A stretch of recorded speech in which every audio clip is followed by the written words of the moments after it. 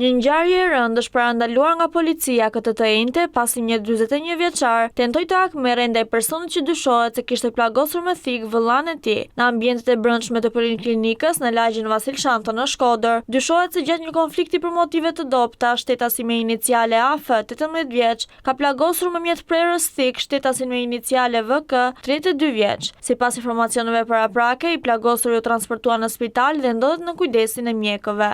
Menjëherë pas marrjes së shërbimet e policisë u nisën drejt ngjarjes. Gjatë rrugës ata kanë marrë informacion se vëllai i plagosurit shtetasi me iniciale AK, 41 vjeç, pasi kishte marrë dieni për ngjarjen, kishte marrë një armë zjarri pistolet dhe ishte nisur në këmbë për të vrarë autorin e dyshuar të plagosjes së vëllait të tij. Shërbimet e policisë kanë ndërhyrë menjëherë dhe kanë bërë të mundur kapjen dhe arrestimin në flagrancë të shtetasit AK, i cili gjatë ndërhyrjes tentoi të largohej dhe hodhi armën e zjarrit që mbante me vete. Gjatë operacionit u sekuestrua në cilësinë e provës materiale arma e zjarrit pistolet me municion luftarak. Shërbimet e policisë po vijojnë punën për lokalizimin dhe kapjen e autorit të dyshuar të plagosjes, shtetasit me iniciale AF. Ndërkohë grupi hetimor në drejtimin e prokurorisë vijon veprimet për zbardhjen dhe dokumentimin e plotë të rrethanave të ngjarjes.